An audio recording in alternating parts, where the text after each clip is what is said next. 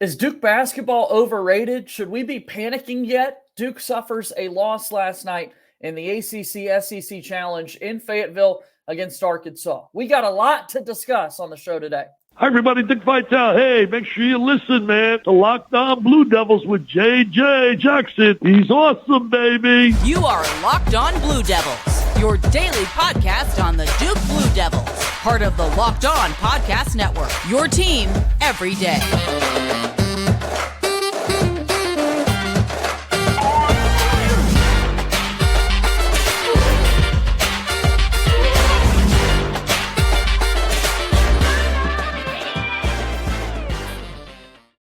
Hello, everybody, and welcome into another episode of the Locked On Blue Devils podcast. My name is JJ Jackson, and it's so great to have you here with us on this Thursday, November 30th, 2023. We made it to the final day of November, and on today's show, we're going to talk about the Duke basketball loss last night to Arkansas. How good is this Duke basketball team? What questions do we still have? All of those things we're going to ask on our program here today with our good pal Josh Cox from Duke Football Talks Section 17 podcast. So glad that you're here with us today. If you have not done so already, please be sure to follow and subscribe to Locked On Blue Devils for free wherever it is that you get your podcast. Also, be sure to leave us a 5-star rating and written review. Watch this show each and every day on YouTube. Hit that subscribe button to our YouTube channel. Again, your support just means so much to us here with Locked On Blue Devils. So without further ado, let me bring them on. It's my good pal Josh Cox who joins us here on the program today. Tough one last night, Josh, but we got to unpack this and see what we can find out about this Duke basketball team. Yeah, I mean, Duke begins the first ACC SEC basketball challenge, right? And really, I mean, if we're honest, JJ, just unfortunate, just didn't show up to this game. And I mean, we're gonna unpack it, but yeah, ultimately they come out a 5-point loser.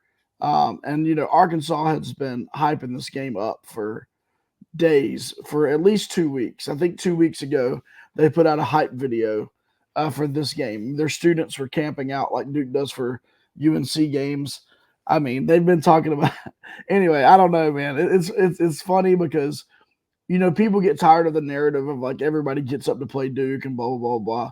But then you see stuff like that, and you're like, no, it's true. We're not making it up. Like, it's true. So anyway, yeah, I mean, unfortunately, I mean, at the end of the day, we lost by 5, and I feel like that was even, I felt like the game was kind of worse than that. Like, I was a little surprised that we ended up closing the gap. So yeah, I got outplayed, and I'm not going to say outcoached. We'll talk about that, but I think they did get outplayed. Yeah, a lot of people really trying to break down the lineups that Duke had out there on the floor for some parts of this game and just how the game fell apart for this Duke team in particular. Down by 1 at halftime, Duke in the second half trailed by as many as 14, and then they were able to come back, make it a game towards the end, trailed at 3 in the game's final 2 minutes, but ultimately fall 5 points short against Arkansas. For the first time, for the first time since 2017, Duke had their most missed layups in a basketball game. That we'll be able to talk about kind of the misses there at the rim. But I thought this was noteworthy as well. It's now 4 straight seasons that Duke men's basketball has lost their first true road game of the season.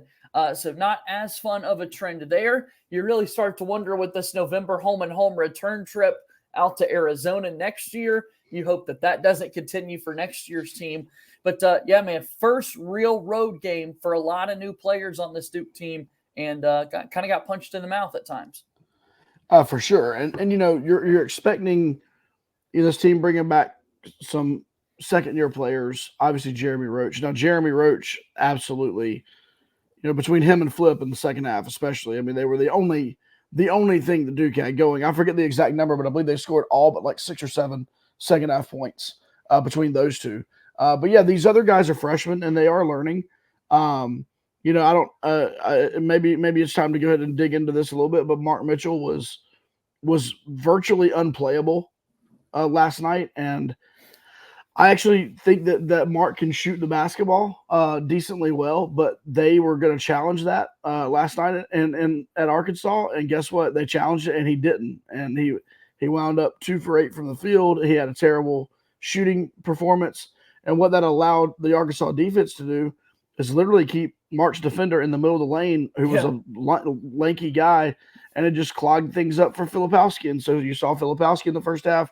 Not only was he battling through foul trouble, but I feel like every time he got the ball in the paint, there were 2 or 3 guys around him, and he was ineffective in the first half. And so, I mean, it was that wasn't going Duke's way. And then you got a guy like Jared McCain who's hitting over 40% of his threes so far, and he hit a 3 last night, but he just didn't shoot the ball well. Other than that, just didn't have a great game. And so, when you have multiple guys not have good games on the same night, I mean, you're gonna lose some basketball games. Yeah, again, Duke just could not make shots when they needed to from the outside in this game, which has been a trend that we've seen early in basketball games to start the year, like poor shooting first halves. TJ Power was a bit of a boost off the bench for Duke, and we'll talk about him throughout today's show as well. And we'll pull up the box score for folks to really look at it here in just a moment. But again, talking about kind of those shots around the rim with this Arkansas team in particular, here are the numbers. Duke missed 18 layups in last night's game. 18 layups against Arkansas, the most missed layups in a basketball game for Duke since 2017 when it missed 21 against Michigan State. The size was real. It absolutely was. And to point it out, a couple of different times I felt like our guards, especially on drives, it was like they were shying away from contact. And almost like fading off as they're trying to lay the ball up off the glass. And I mean, I've not played, I know it's just going to shock people when they look at me. I've not played a high level of college basketball or anything, but I do know enough basketball to know when you're fading away and trying to lay the ball up off the glass, that's not a high percentage shot. Heading towards the glass, you have much more, a better percentage of that one going in. So at the end of the day, I mean, we saw Tyrese do it last night. I feel like Jeremy's unique. So I can't say anything about him. I know Tyrese did it a couple different times last night where he was going in and it was almost like he was like bracing to get hit. And he was pulling away from the contact and trying to get the ball up. And then he's not getting the call. And then he's not getting the basket. And so you're right. That leads to 17, 18 missed layups. And I mean, look, Duke loses by 5. I mean, do the math. A very winnable game, even though Duke played terribly. 80-75, the final score for Duke men's basketball in their loss to Arkansas. First loss of the season for Duke. And they have another true road game coming up on Saturday. The first ACC game. Duke will be in Atlanta taking on the Georgia Tech Yellow Jackets. Let's keep talking about last night's game and more after we take our first time out here on today's episode. Locked On Blue Devils brought to you by our friends over at eBay Motors. Passion, drive, and patience. That's what drives home the winning trophy. And it's also what keeps your ride or die alive. eBay Motors has everything you need to maintain your vehicle, level it up to peak performance, from superchargers, roof racks, exhaust kits, LED headlights, and more. Whether you're into speed, power, or style, eBay Motors has got you covered. With over 122 million parts for your number one ride or die, you'll always find exactly what you're looking for. And with the eBay Guaranteed Fit, your part is guaranteed to fit your ride every time, or you get your money back. Because with eBay Motors, you're burning rubber, not cash. With all the parts you need at the prices you want, it's easy to turn your car into the MVP and bring home that win. Keep your ride or die alive at ebaymotors.com. Eligible items only. Exclusions apply. eBay Guaranteed Fit only available to U.S. customers. Back here on Locked On Blue Devils today, JJ Jackson alongside my pal Josh Cox from Duke Football Talk's Section 17 podcast. Big week for the football program as well. Mike Elko off to Texas A&M. Who's that guy? Who is he? To take their head coaching job, coaching search taking place, transfer portal is popping off and going crazy. Duke looking to move on from Riley Leonard as he has entered the transfer portal himself, so they've got to turn on to a new page. All that to say, you've got a lot going on in the Duke football world. Promote some of the work that you're doing, Josh. Oh yeah, well yeah. I mean, I come on this podcast weekly, and so we've been talking football for a long time. I'm not going to talk football today, even though we could just pivot and do that. Oh yeah, but yeah. A crazy time in Duke football right now, but you can find all of our work on X and Instagram and TikTok at Duke FB Talk. Search our group on Facebook, Duke Football Talk, and then DukeFootballTalk.com, YouTube, anywhere you consume podcasts. We will be releasing a podcast. I'm not sure when this goes out, JJ, but Today, yep. today. Okay, so we'll be releasing a Section 17 podcast on Friday morning. So be prepared for that. And we're going to talk about everything, the good, the bad, and the ugly. And so we would appreciate, just like JJ, if you're watching on YouTube on Locked On, subscribe right now to Locked On, leave a comment. Same on ours. If you're listening, pause what you're doing, give a 5-star review to Locked On. If you listen to our podcast, if we earn it, give us a 5-star review. It really does help. JJ knows that. It does help get the word out for sure. All right, well, let's talk about the Duke basketball game a little bit more. Last night, they take on the Arkansas Razorbacks, a tough 5-point loss for the Blue Devils. So, Josh, what we need to do is pivot just a little bit here. And if folks are watching us on YouTube, we will throw up our box score from last night's game for Duke basketball and highlight some of the key numbers for folks that are listening to us on the podcast platform. What are the numbers that you want to highlight from last night's game, Josh? Yeah, I mean, if you're cool, I want to start on the far right and look at the team numbers, okay? And so, first of all, Duke shoots a terrible percentage from the field last night. 36% from 2, 27% from 3, 68% from the free throw line. None of those three are going to cut it, right? That's not going to cut it. Now, thankfully, Arkansas also can't shoot or couldn't shoot last night. And so had they hit a hot shooting night, we'd have really been in trouble. But I do look at the shooting numbers for Duke that were down. The other number that I look at that really frustrates me is the blocks. I mean, we spoke about Duke having a hard time scoring around the rim in the previous segment. And one of the reasons why is Arkansas had 10 blocks to Duke's 3 last night. And I know this is going to be every time Duke loses to a team that protects the rim better than them, we're going to always go back to the fact that Duke was looking for a rim protecting big in the portal, and it didn't happen. And so I don't know what's got to happen there. I mean, you saw at the beginning of the first half there, John Shire did go to Christian Reeves probably midway through the first half, but he was in for just a split second, just a little while, and he brought him right back out.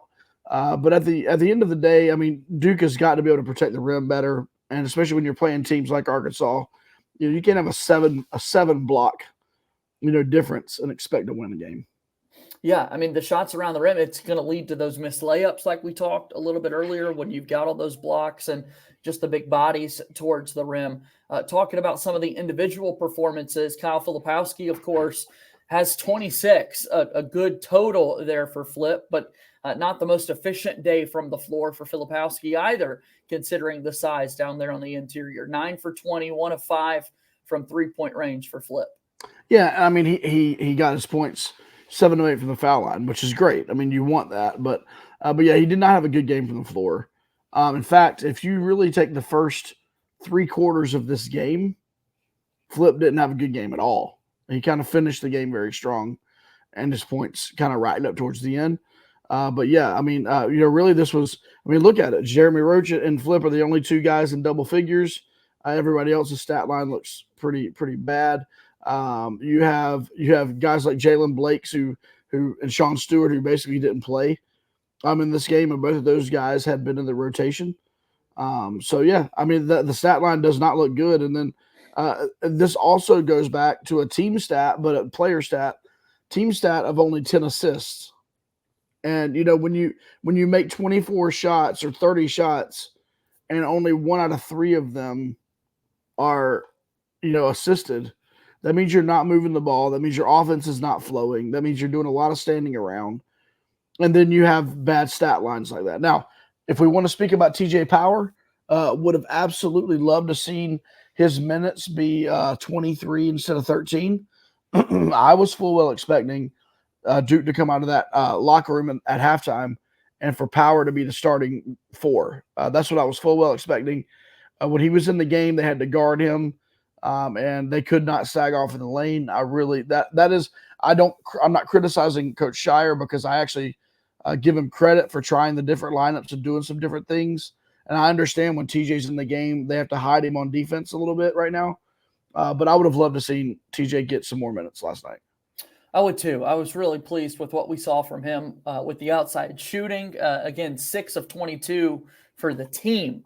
6 of 22 from 3-point range, 28% for Duke. That's a number that you want to see improve, especially on the road. That can really keep you in some of those basketball games. And then some of the more simple shooting numbers as well. Let's look at the free throw line. 21 of 31 for Duke from the charity stripe, 67% as a team. And important to point out, 3 freshmen, McCain, Foster, and Sean Stewart, all missed at least 2 free throws for the Duke basketball team last night. Arkansas did not shoot it that well either. They were 19 of 30 from the line, but that's just a kind of point you can look at that would have closed the gap a little bit more for Duke. Yeah, you're exactly right. I mean, I do believe being this road environment and having that crowd. I mean, you heard them talking on TV about it. It was the loudest they had ever heard that arena and things like that. I mean, that certainly has to play into it a little bit. But these guys have played on the big stage in high school as well. They've been around the block, and you really expected a little bit more from them. But you know what? They didn't get it done. And here Duke sits, losing 2 out of 3 of their major games here at the beginning of the basketball season. Unfortunately, they're sitting here 1-2 coming out of those games. And so got a couple of big, you mentioned the first ACC game, of course, coming up this weekend. But then they've still got they got Baylor coming up. And is that the only one, I think? Is that the only major? But they got Baylor in Madison Square Garden. So, Duke needs to come out of that with a win because you don't need to be 1-3 in those 4 games for sure. Without a doubt. We'll see what the Duke basketball team is able to do, how they can respond coming up on Saturday. A big road test for Duke against Georgia Tech. Let's talk a little bit more about that after we take our final time out here on today's episode of Locked On Blue Devils. Locked On Blue Devils here today is brought to you by our friends at Prize Picks. Prize Picks, of course, is the largest daily fantasy sports platform in North America. The easiest and most exciting way to play DFS. It's just you against the numbers. Instead of battling thousands of other players, including pros and sharks, you pick more than or less than on 2 to 6 player stat projections and watch those winnings roll in. PrizePicks even offers a reboot policy so that your entries stay in play even if one of your players gets injured. For football and basketball games, if you have a player who exits the game in the first half and does not return in the second, that player is rebooted. PrizePicks is the only daily fantasy sports platform with an injury insurance policy.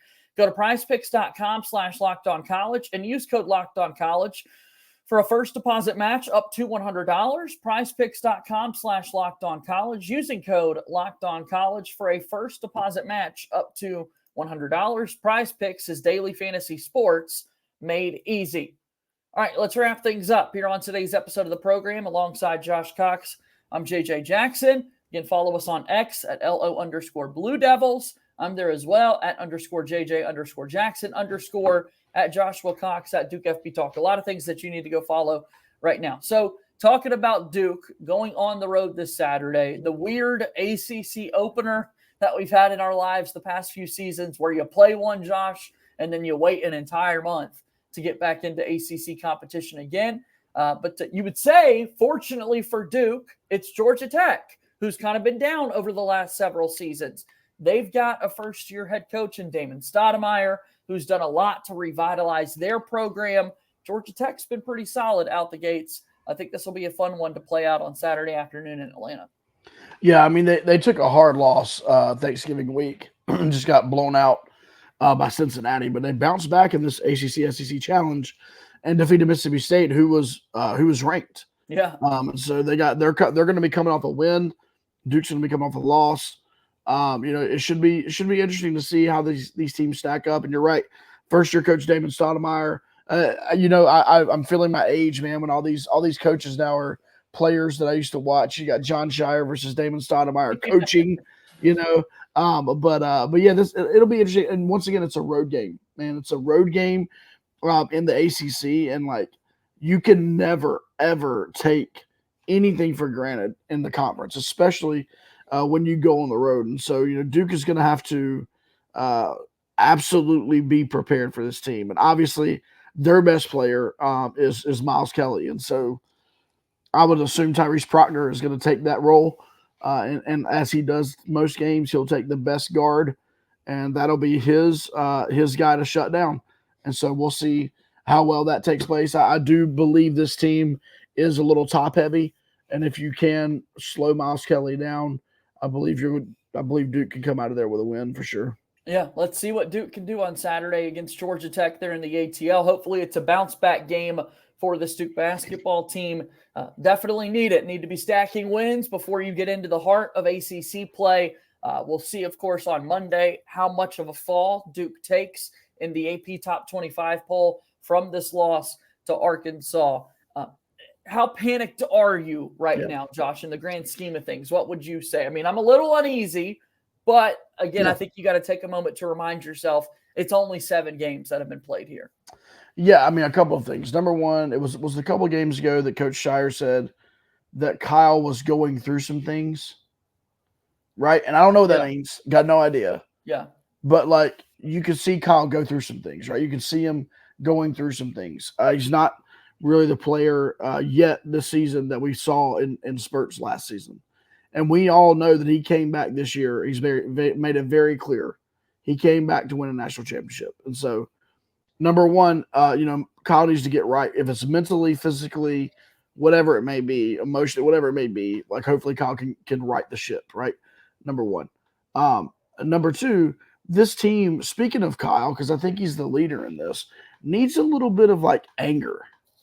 I feel like this team is a little soft. Yeah. And I feel like this team, like the dunk the other night that Proctor had where he stared the guy down and got the technical, we need more of that. Not necessarily stare down technicals, but we need more of that like bulldog, that Dante Jones, like I'm going to dunk on you and then do a push-up, Like we need a little bit of that. We need a little bit of that Kyle Filipowski Leitner where, he hits a shot and doesn't let the guy, hear the end of it or – whatever it may be. I think this team needs a little bit of grit. And I know maybe a player like Sean Stewart, is the type of guy that brings that grit. Jalen Blake's another guy that may bring that kind of grit. I just think Duke needs to get angry a little bit and play with a chip on their shoulder, play like the nation is making fun of them because they are right now for talking about national titles.